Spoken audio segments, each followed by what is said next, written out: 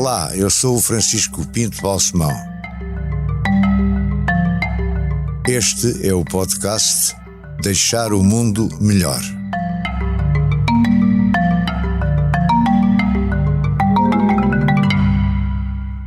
Marisa, com Z.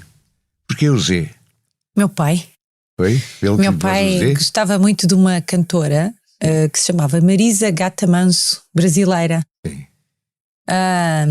E eu tenho o nome dessa cantora, Sim. por ele ter sido tão fã, e ele faz uma promessa que achava que eu... Porque eu nasço também prematura como meu filho, mas há muitos mais anos atrás, e o meu pai, que já tinha muito poucas esperanças, porque os meus pais tinham tido muitas percas de gravidez, e dá-me esse nome e faz uma promessa que eu iria ser cantora. Na realidade, em Portugal, os meus documentos são com S. Pois, mas a minha pergunta. Eu em toda a minha vida, eu não sei assinar com Z. Aliás, até se vier alguém e pede um autógrafo que tem o mesmo nome que eu escrevo com Z. Eu não sei escrever Marisa com S. Eu nunca escrevi. Com Z. Mas os meus documentos em Moçambique são com Z. Aqui é que não são, em Portugal. Moçambique para si foi importante, como é evidente. Continua a ser. E continua a ser. Quanto Muito. tempo é que lá viveu da primeira vez? Eu vivi muito pouco, 3 anos.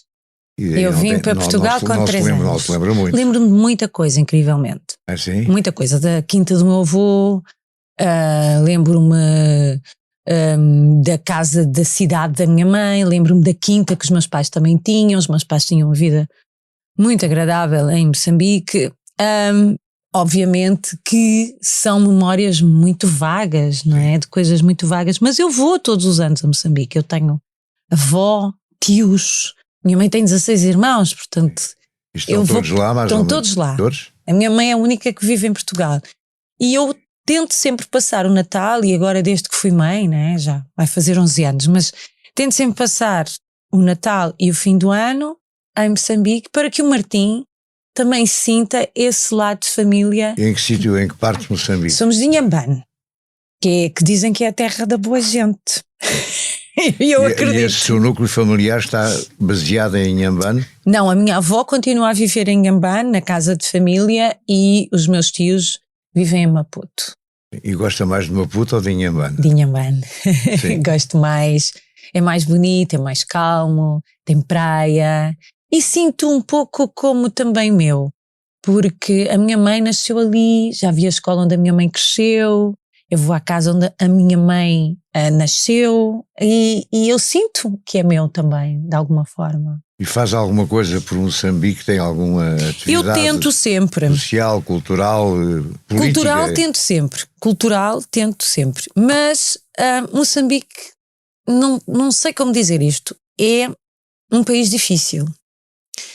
Cada vez que eu me tento aproximar, eu acho que eles sentem que eu sou mais portuguesa que moçambicana e dão-me sempre um pé para trás. Fiz um trabalho com a Unicef durante alguns anos, mas é um trabalho difícil também, porque a África no seu todo não é fácil de gerir em termos humanitários, em termos de ajuda.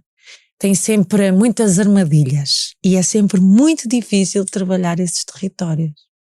E, portanto, não tem nenhuma obra lá, não tem nenhuma iniciativa sua? Adoraria. Falaram-me da última vez que estive lá de fazermos uma escola de música com patrocinadores, com mecenas, e nunca aconteceu. Dentro daquele conceito de deixar o mundo melhor? Dentro do conceito de ajudar meninos que têm vontade de aprender a tocar, aprender a cantar, aprender música. Eu acho que música é o respirar da alma, é o respirar do coração. Eu não me vejo, Marisa, não me vejo sem cantar, porque eu preciso de respirar, é a minha fórmula de respirar. Canta todos os dias? Em casa, no duche. Sim, mas canta mesmo no duche? Mas canto, e troteio. Tem um repertório especial para o duche? Não, é aquilo que me vem à cabeça. Às vezes são temas que nunca cantei publicamente e nem sequer faço tensões de o fazer, mas que tenho vontade de trautear, de saborear as palavras, de entender, e canto. Tem bom ouvido. Houve uma música na rádio e é capaz de a reproduzir quase seguida? Tenho. Consigo fazer isso, mas desde muito, muito pequena, que é assim, a minha mãe já me dizia que Eu fazia, quando estava triste cantava e quando estava contente cantava. Portanto, ela já não sabia mais porque que eu cantava. Isso continua assim hoje em dia? A cantar? Em casa, por exemplo? Eu quando não vai canto, no carro a guiar? Não, no carro canto imenso. Canta? E canto as músicas da rádio. Eu adoro ouvir rádio. E vai cantando por cima? E vou cantando por cima das canções. E adoro cantar mal. E adoro desafinar. Porque nunca ninguém me deixa desafinar nem cantar mal, né? No palco, se eu desafinasse. E eu adoro cantar mal. Às vezes vou com o vidro aberto e o senhor do carro ao lado fica assim a olhar, tipo, e eu, ops, dei, vamos arrancar que não fui eu. E gosta de música clássica? Conheço mal. Sim, vai a concertos, por exemplo. De música clássica, eu não tenho tempo sequer para ir a concertos, né? Isso adoraria. Música clássica, não. Sou mais uma pessoa que gosta mais de música pop, de soul, de jazz.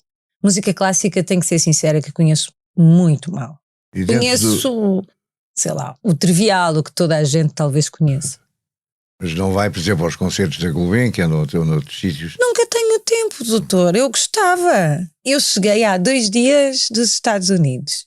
Se não fosse agora a história da pandemia e Israel estar a fazer quem não tem ainda a 3ª dose de vacina, eles não aceitam que entre no país porque eles já vão na 4ª dose, não sei o quê, não sei o que mais. Eu estaria amanhã a viajar para Israel. Portanto, eu quando chego, e ainda bem que tudo está a começar, ainda bem, foram 2 anos sem trabalhar, mas eu quando chego numa turnê tenho uma pessoa pequenina que quer atenção e quer que eu esteja presente, quer que eu leve à escola. Nunca vai consigo nessas turnês? Não, tem aulas, só se for no verão. E no verão, levo? Levo, costumo ir. Se não for uma turnê muito pesada, levo. As pessoas, a maior parte não tem noção, mas quando estamos em turnê acabamos por acordar quase todos os dias às 5 da manhã, portanto, e deitar tarde. Não há horários de comer, não há horários de dormir. Não é um paraíso nenhum. Não é um paraíso e não é bom para uma criança também. Férias talvez. O seu filho também já compõe. O meu filho é uma figura. Coisa sobre isso. Ele tem um Martim e isso é uma causa que eu por acaso adoraria poder abraçar de alguma forma. E talvez falar com outros pais que não é um pesadelo nós termos um filho que tem um déficit de atenção completamente fora do normal, portanto há déficits de atenção pequenos, mas o meu filho tem um déficit de atenção grande, ele tem dislexia e é hiperativo. Isto são 3 fatores. E como é que procura corrigir ou equilibrar esses déficits? Eu, enquanto estive a trabalhar, eu não percebi. Só comecei a perceber quando entra o Covid e que eu sou obrigada a fazer uma paragem, não é? Parou bastante, não foi? Parei 2 anos e qualquer coisa. Sem atuar, sem turnês, sem nada? Sem nada. Então o primeiro ano sem nada mesmo, absolutamente. O segundo ano fez uma coisa pontual ou 2, mas não nada. Então aí percebeu? E eu percebi porque ele quando chegava à carrinha para ir para a escola, ele chorava. Ele acordava e chorava. E eu dizia, mas o que é que se passa? Porquê é que choras? Tu não gostas da escola? Alguém te faz mal na escola? E ele não me conseguia explicar, porque estes miúdos que têm estas problemáticas, eles têm uma vontade tão grande de agradar que não conseguem depois dizer o que sentem porque têm medo de ficar mal, de fazer mal e desagradar à pessoa de quem gostam. E eu não entendia. E a minha mãe diz-me, Marisa, o teu filho não sabe ler, ele tem 8 anos e não sabe ler. Isso é impossível, ele é inglês, a primeira língua dele é inglês, o teu filho nem inglês lê, ele não junta um M e um A, um P e um A, ele não junta um P e um A e um I. E escrever? Nada, 0. E eu achei estranhíssimo, sentei com ele, conversei, o que é que tu tens? Ele disse, não, eu não estou a entender, eu não entendo, e aquilo foi andando. Foi um processo. Na escola não lhe diziam nada? Na escola ele fazia imensas terapias, além de pagar à escola um balúrdio, não vou dizer que é o nome da escola, pagava terapias também, um balúrdio, passavam de 1000 euros em terapias e era terrível porque ele não estava a aprender nada. Falei com a escola, ele sofreu bullying na escola, foi maltratado na escola e até que eu tenho uma amiga, uma grande amiga minha, que tem um filho que tem autismo. O filho dela já tem 28 anos e ela diz-me, olha Marisa, o meu filho tem autismo. E não é nem de perto nem de longe o problema que tem o teu filho. Portanto, se o meu filho, com 80% de incapacidade, lê, escreve, trabalha no computador, o teu filho também tem que aprender. Então? Há métodos. E chamei uma professora, ela deu-me o número de uma professora de ensino especial, e então mudei o Martim para uma escola pública. Ele anda numa escola pública ao lado de casa. É onde? No Restelo. Anda numa escola pública e sai da escola, mas é um mérito gigante eu ver uma criança que tem tanta vontade que consegue. E sai da escola às 4, das 4:30 às 7, tem a professora em casa. Todos os dias? Todos os dias. Todos os dias. E ele reage bem a isso? Gosta da professora? Doutor, ou diz, isto é uma maçada e tal? Não, há dias que eu sinto que ele está cansado, até nós adultos ficaríamos cansados, não é? Há um cansaço cerebral e eu percebo isso. Mas ele, no espaço de um mês, ele lia e escrevia. Há fórmulas de ensinar. Tem que se dedicar, tem que ter cuidado, tem que estar presente. E eu não estava. Sou muito sincera, com o trabalho, eu achava que estava tudo bem e não estava. Isso é algo que eu acho... E as escolas públicas são boas. Às vezes podem ter um ambiente menos bom, mas as escolas públicas em Portugal são boas. Estou de acordo. E os miúdos aprendem. O meu filho é uma batalha, ele vai fazer 11 anos, está na 2ª classe porque teve que começar tudo novo por causa da barragem da língua, porque ele era tudo em inglês, não é? Teve que aprender uma fonética nova, um abecedário novo, tudo novo, mas as escolas públicas são muito. E portanto já não é um problema hoje em dia, ou continua a ter de ser acompanhado? Não, ele continua a ter que ser acompanhado. Isto não é uma coisa que passa, isto é uma coisa que vai andando com ele e ele vai ter que se habituar, que tem que ensinar o cérebro dele. O cérebro do meu filho anda 6 vezes mais rápido que o nosso, por isso ele não consegue reter informação. Já fiz todos esses estudos, já fomos aos médicos, já fizemos tudo. Ele não retém. Há fórmulas de ensinar o cérebro dele a parar e a reter. E como é que é a relação dele com a música e tudo isto? Foi a propósito da tua pergunta. Porque ele está a aprender a tocar guitarra portuguesa. Sim. E gosta imenso. E como ele é disléxico, é um processo ainda mais lento, mais moroso. É um instrumento complicado. É um instrumento complicado, mas foi ele que escolheu, eu não impus nada. Ele disse: mãe, eu quero aprender guitarra portuguesa, então vamos embora. E ele, para me mostrar que já sabia escrever, decidiu escrever um poema. E então, ele dizia, com a ajuda da professora, porque há palavras difíceis que ele ainda não sabia bem como se escrevia, ele foi escrevendo e veio-me apresentar o poema. Mas não, sem música. Sem música, não tinha música nenhuma. E incrível que eu posto o poema no meu Instagram e aparece um Miguel, que é um músico do Porto, e que diz: eu fiz uma música para esse poema que achei tão bonito, e daí saiu uma música. Agora, a tristeza dele, quando eu não canto isto nos concertos, é incrível, que ele sente-se um autor defraudado, tipo, claro. Então não cantaram o meu Mas ele tema. Vai aos concertos consigo. Vai. Mas ele fica mais nervoso que eu. Ele não consegue ficar quieto numa cadeira, ele levanta, ele sai, ele entra. Eu tenho que estar sempre muito perto da entrada e saída do palco, porque ele não fica, não para quieto. A Marisa tem muitos tiques ou nervosos ou problemas antes de começar? Eu acho que com o tempo... Tem alguma superstição, tem de entrar com o pé direito ou tem de fazer? Isso não tenho mesmo. E com o tempo eu fui ficando cada vez mais ansiosa para entrar em palco e mais nervosa. Eu acho que é o peso de querer fazer bem, de não querer defraudar ninguém.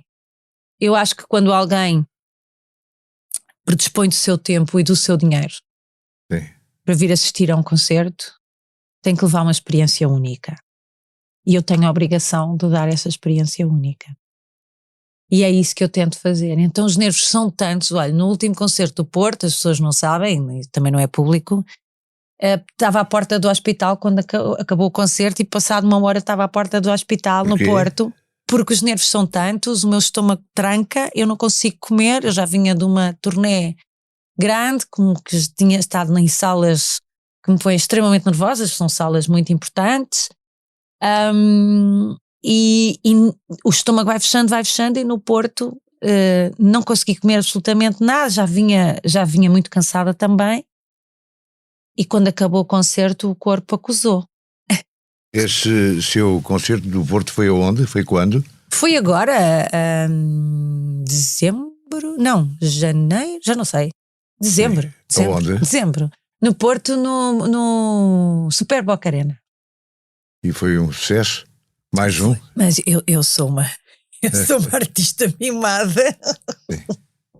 Mas eu já tive, por convite seu, em desejo de assistir em lugares privilegiados a algumas entradas suas em cena, como naquele caso da Torre de Belém, por exemplo. Sim. Mas não só. E a ideia que dá a quem está de fora é que está muito à vontade, que não está nervosa, que... Mas não é. Há alturas até que eu tenho sempre pessoas que estão comigo antes de entrar, né? E eu começo a dizer: ai, eu acho que vou vomitar, ai, não estou bem. E começam todos a dizer: continua assim? Não, e cada vez pior. Então agora fico gelada, a tremer. A primeiro tema, ainda bem que os vestidos são compridos, porque as pernas estão a tremer, mas a tremer, que é uma coisa... E depois entra e acabou-se. Não. Até para aí ao terceiro, quarto tema, estamos ali numa luta. Eu, o meu coração e os meus nervos. E depois vai... E depois acalma. E os seus músicos sabem disso? Sabem. E ajudam-na, têm. Ajudam, são pessoas... Há uns códigos, há qualquer coisa que... Sim, mas eles já me conhecem muito bem. Percebem, por exemplo, quando... eu estou mais cansada, percebem quando eu estou mais intensa, percebem quando estou mais distante. E há fórmulas de funcionar em palco, né? De aproximação, de companheirismo entre eu e as pessoas que estão a tocar comigo, os olhares. As cumplicidades, não é? São muitas cumplicidades. Eu tenho músicos que trabalham comigo há 20 anos, não é? Sim. Pessoas que estão comigo há 15, 16 anos, já me conhecem muito bem. De todos os locais e grandes salas do mundo onde já andou, o Carnegie Hall, enfim, toda a parte, a sala Playel, os sítios mais diversos, qual foi desses concertos todos aquele que lhe ficou, que mais a marcou e também se calhar aquele onde teve mais medo? Torre de Belém. Quando? A Torre de Belém. A Torre de Belém? Da Torre de Belém. Torre de Belém, 2006, foi... eu não tinha noção, porque eu fazia cerca de 200 concertos por ano.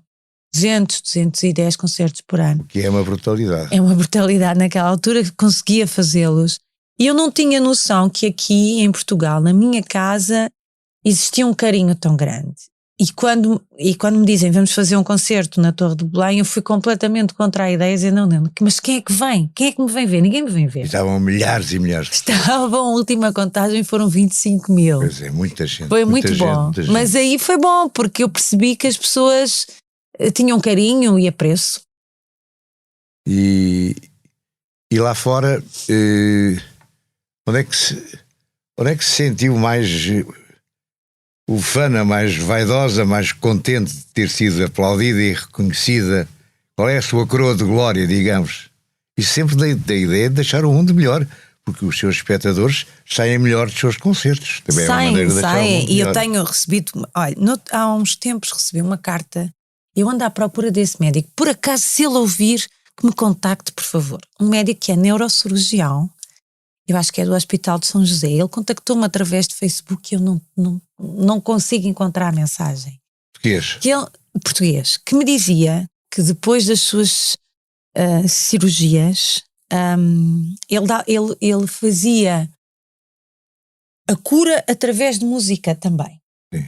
E que dizia que todos os doentes dele que escolhiam a minha música como cura, curavam 50% mais rápido que os outros. E ele perguntava porquê. Nem eu sei porquê. Adorava conhecer esse médico. Adorava perceber toda essa lógica que ele fala de procura por música, como é que se faz, o que é que se Fica aqui entende. o apelo, se por acaso ele contactar, Adorava depois conhecê-lo. diga-me também a mim. Eu adorava conhecê-lo. Cúmplice nesse encontro, que eu acho que Adorava conhecê-lo. era interessante até jornalisticamente ter Saber, uma experiência, não é? É uma experiência Era importante. incrível. E ele deixa-me uma mensagem e eu nunca consegui conversar com ele. Agora vamos falar um bocadinho das suas referências. Ao fado, mas também gosta de cantar blues e de cantar músicas brasileiras. Aliás, nós conhecemos assim há muitos anos. Foi nos blues. E nos blues. E com a doutora tocar bateria e super bem. Nós ficávamos todos fascinados. Olha assim, olha que toca tão. A ver, isso eu gosto que isto fique gravado, é muito importante. Vindo da sua parte, então, ainda mais. Mas tem alguma preferência? O fado é obrigatório ou o fado é o que está cá mais acima e o resto vem depois? O fado, esta música fado, é a minha vida. É o que eu sinto como meu. Sim. A forma de interpretar, de sentir.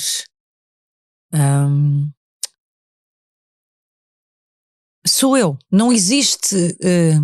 Eu posso cantar blues, posso cantar soul, posso cantar jazz, posso cantar MPB, mas onde eu me sinto crua é cantar fado. É onde eu me revejo, é onde eu purgo as minhas emoções, as minhas dores, as minhas lágrimas, é no fado. Canto outros temas e adoro, mas esta música tem algo de especial que eu não sei explicar, que para mim, quando a canto, é o que eu sinto. Criando fados novos ou usando e utilizando fados antigos? Principalmente trazendo muito da minha bagagem. Há 20 anos atrás, em Portugal, há mais, em Portugal não havia uma editora a querer uma artista de fado. As rádios não passavam tanta música portuguesa. Fado não se ouvia. Eu não digo que fui eu digo que fui um dos veículos que fez com que essas portas se abrissem, trazendo para dentro de uma música tão típica e tão tradicional a minha africanidade. Eu não nego que sou africana e não nego que essa africanidade aparece na música que faço. Se trouxe algum bem, então o bem está aí. Foi abrir portas para que esta música em Portugal e fora de Portugal pudesse sobreviver e ser ouvida.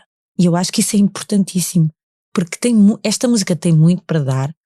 A poesia portuguesa é maravilhosa, lindíssima e tem que ser conhecida. E incrivelmente, agora nos últimos anos aparecem muitos mais portugueses nos meus concertos do que apareciam no princípio. E é incrível perceber a mistura de ter públicos locais que não ouvem, não conhecem e que ficam cheios de vontade de aprender português, de conhecer a literatura portuguesa, a poesia portuguesa, de vir a Portugal, de conhecer, de saber sobre a gastronomia, do Porto, de Lisboa, do Norte, como é que é. É incrível poder fazer roteiros a essas pessoas e dizer, olha, se for a Portugal, vá a Sintra, vá ao Porto, vá a Coimbra, vá a Aveiro. É incrível poder, se de alguma forma isso ajuda, então aqui estou eu. Interessa-se pela política? Pouco. Esta sua intervenção agora foi um bocado política. Isso é que eu me lembrei. Pouco. Eu não sou muito política, tenho que ser sincera. E não procura intervir na política, usar a sua influência para uma atividade ou para uma referência política. Tem referências na política. Eu acho que a minha música... Pessoas, líderes que... Eu apaixono-me pelas pessoas. Eu não tenho um partido. Dizer assim, olha, eu sou deste partido. Não sou. Eu acho que as pessoas... E cada vez mais eu penso que esta nova geração funciona desta forma. Não é de um partido, mas sim gosta de uma pessoa, da ideologia, daquilo que ela representa. Não de um partido. Portanto, é uma personalização da política? Eu acho que sim, que é por aí. Acho que sim. Mas nunca se envolveu em partidos, nem nada disso? Não.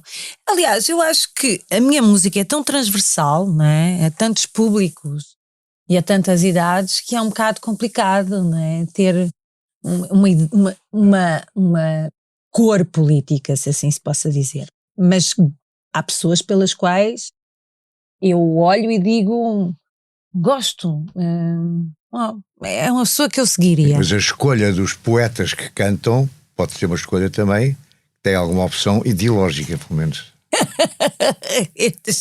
Esta conversa está aí para ali. Tem. Mas temos que perceber que neste mundo de cultura, não é? As pessoas que escrevem melhor e que talvez tenham uma bagagem maior têm uma cor política muito parecida. Sim? Eu acho. Tem.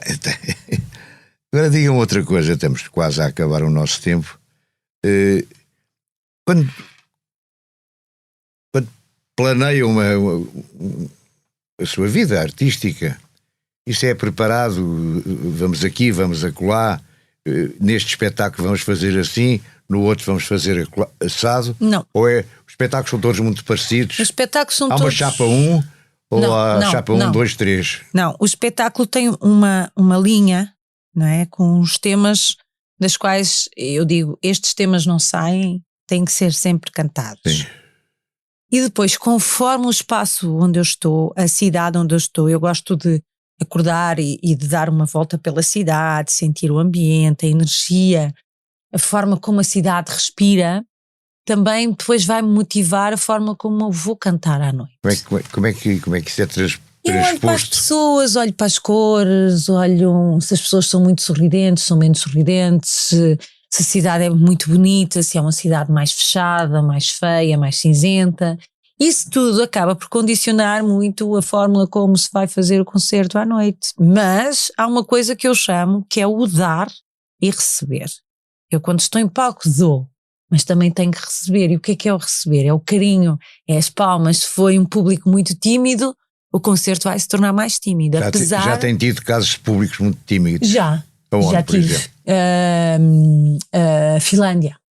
Pois são mais reservados. Finlândia. Apesar de serem muito carinhosos, são mais... E depois, quando se dá e se diz Japão, quando se dá e diz olha, se calhar podemos brincar mais.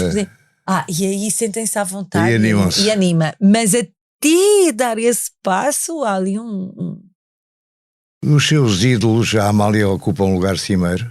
Ocupa. Está a Amália cá em cima e depois estão os outros? Não, há duas vozes que estão muito... há três vozes que para mim estão praticamente no mesmo patamar. Sim. Amália, Carlos do Carmo, de quem eu tenho uma enorme saudade, uma saudade gigante. Nunca esperei na minha vida ter tantas saudades de uma pessoa como o Carlos.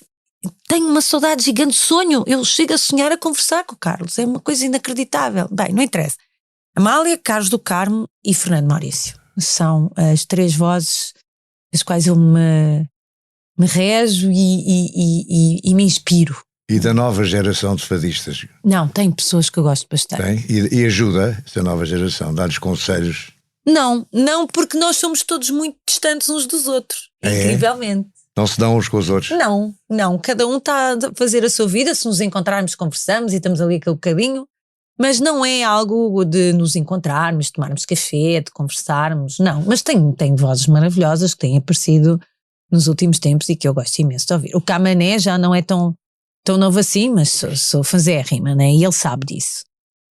Gosto imenso da voz da Carminho. Acho que a Carminho tem uma fadista lindíssima e que tem um racê, uma raiz ali que é incrível. Parece que bebeu do poço diretamente. Tem muitas vozes que eu ouço e que digo eu gosto. Deixar o mundo melhor tem o patrocínio da Hyundai. Juntos avançamos para uma mobilidade mais sustentável. Porque o que move a Hyundai hoje é garantir um mundo melhor às gerações de amanhã. Hyundai. Mudamos o futuro.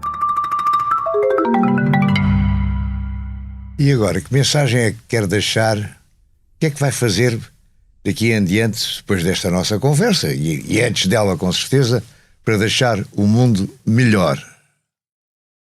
Não sei, olha, nós estamos a viver num mundo muito complicado neste momento. É verdade. Numa mutação gigante que nós não estamos ainda a entender o que aí vem e o que vai trazer, por exemplo, para o meu filho, né? eu olho e digo como será o mundo dele daqui a 20 anos. E eu espero daqui a 20 anos ainda estar aqui e tentar perceber fórmulas de o ajudar. É um mundo muito tecnológico, do qual eu pouco ou nada entendo, né? Faço com the ordinary thing, que é um Instagram, um computador muito básico, e isto para eles, para estes miúdos, são coisas completamente diferentes. Eles pegam naquilo e aquilo faz parte da vida deles. Não sei que mundo vem aí, estou um pouco assustada, tenho que ser sincera, como mãe. Mas como ser humano também olho e digo o que nos espera, não é? E eu digo muito nos meus concertos e espero que consiga transmitir esta mensagem como deve ser, que há algo que nos pode salvar a todos, que é o sentimento mais nobre que existe, que é o amor. O ser humano anda a vida toda à procura de amor. E não estou a falar de amor entre pares. Estou a falar de amor entre mãe e filho, amor de família, amor de irmãos, amor de primos, amor de amigos. Amor não tem que ser uma coisa carnal, é amor. Uma flor sem sol, murcha. Uma pessoa sem amor é murcha, é triste, é pesada. Procura, passa a vida toda à procura. E eu acho que esse é o único sentimento que neste mundo que vem aí, que nós não estamos bem a entender o que vem, depois desta pandemia, que para mim é como se fosse uma terceira guerra mundial, não é? O ser humano tem que se refugiar no amor. Fica essa mensagem que é muito bonita, e é preciso agora arranjar maneira de a fazer irradiar em termos concretos e práticos. Era bom. Obrigadíssimo. Obrigada eu. Gostei muito obrigada. Obrigada. De coração. Voltar a conversar consigo. Muito obrigada. Mesmo. Deixar o Mundo Melhor é um podcast de Francisco Pinto Balsemão com música original de Luís Tinoco. A sonoplastia de Joana Beleza e João Luís Amorim. O vídeo e a edição de José Seduvim Pinto, Carlos Paes e Ruben Tiago Pereira. Transcrição de Joana Henriques e apoio à edição de Manuela Goxa Soares. Imagem gráfica de Marco Grieco. Produção de Margarida Gil.